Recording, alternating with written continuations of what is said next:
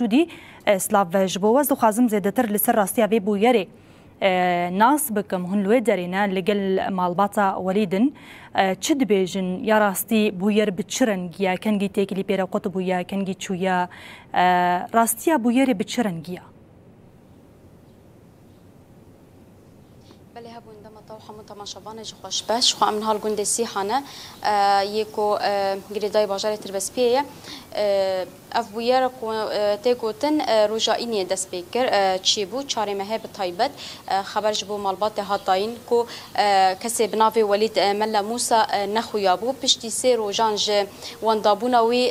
خبر هات شمالبات راكو كشتي هاتيه ديتن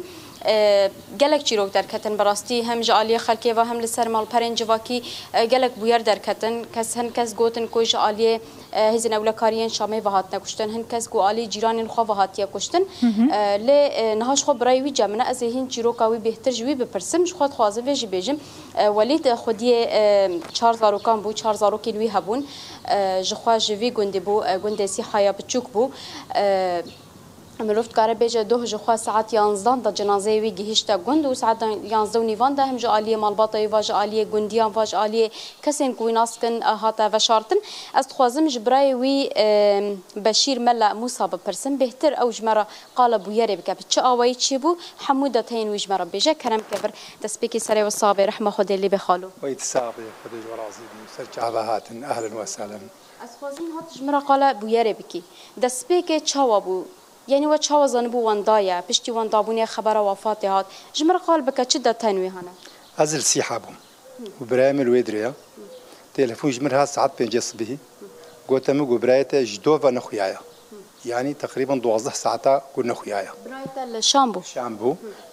قو 12 ساعة از جهد القامشلو از دركت مش سيحة شو ما قامشلو از بارش تقريبا قو فاز هاتم تشكي نكن فاز هاتم برايته قلت مقوته وانا مقوته جمبرا خو ابراهيم خوياناكي هفال دوست هبون ويدي كرد ويدي هبون هفالي وانا مقوته مقو باز هات از رابو چوم از چوم بريدا گو ما شکای کی خرابريا وختي چو برايتا گو گوتيه پیراکا خو و از چم از خودي فروجابم ناوي فارسا گو عبد جرسي جرازويد بم يكي فقيرش خص فروجاد الشغل از يبم دينم از يفقرم إما قد باشا جو إما شكامل يخراد بي جنبرام جو أو جوي أو بريا دبي أو درخي مجو حتى أزورم از چوم دريا رقيبة از آخرين لك هم طرمير از قلت يا آخرين ويبي إيفار مجو هرن جنبرام ببن بر أو أقوالي خو بدي بر أو يجيبكي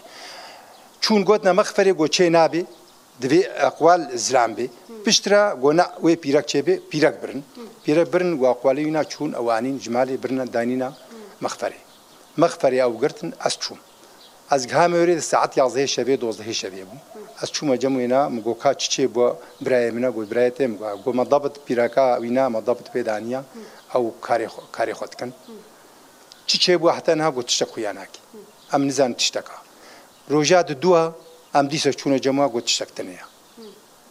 رجاد دي الساعة 11 أسشوم جمعا قوام مطرنبيل ديت ما سيارة ديت ما قو إن شاء الله سيارة ديت نوي برايم أجي خوياكي روجادي الصبية أمشون ساعتنا أمشون وكاميرا صارة خبين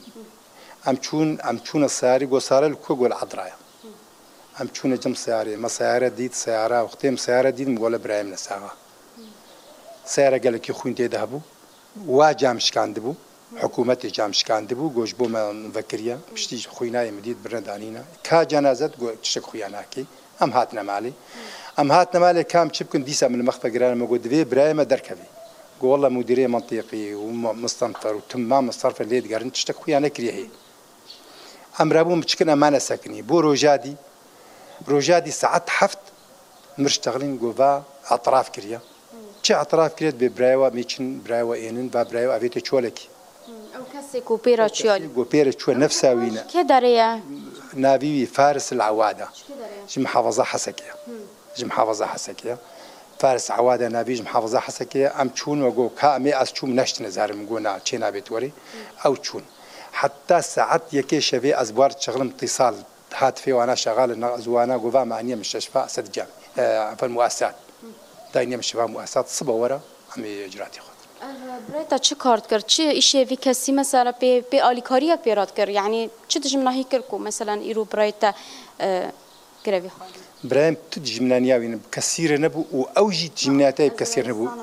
جمناهی وی چه برتر یعنی چه ما اف کسی افتش تشتك تنبو بس جبو فاناوي نابو بس بخواست فانية ببن جبو فاني قريبون سر جسري بغداد جبو جورنا حسكي ترمبيل بو خوين قالك لوتيا ترمبيل خوين قالك بو هو كارين ورن ترمبيل ولدانينا وبعضنا هاو كاس لكرة هي الشامي قرتيا يعني شامي قرتيا جنائية جنائية هاتيا قرتن أو وسيها فالي خونا جبرقوتن جوا نافيس السيادة ما وقتي أمل ورز دو هاتما نافيس السيادة بون أو يشاربو إيجو البرايم يقولوا كري شارن هو جنازة خواني جهان ده بداره جنازة خواني أم هاتن أم ساعات يكي نيرو أم دركتن ساعات يازده شبيك هانا فيدي ومن جنازة أو بشارت مالباط وي كسب خل حسكية ونشون جمانا مال بعض الجموينانين نقل حسكي من شون جنب بس الويدري جنابي الورن كتشكا كبي هيا جنا خبرنيا حسكي وفجرا هيا أف مجرم تشكريا رسالة وصاب خالو جارين رحمة خدا لي به ودش ترازي به ساوي خون على سجابة بله هبون بویر بفیرنگیش خوا برایوی به برفراهی بحثا بویری کرد کو چاوا بویر چوی شامی لوی داره او کسی کو آلیکاریا وید کرد دخواست کو تشتاک او دکه بکهجه که لوی کسی جی ترس لی و گریا باوی 4000 روکان ده انجامی دا کشت به وی آواییش خوا دو جنازه وی گهشته گوند و جنازه وی هاته و شارتن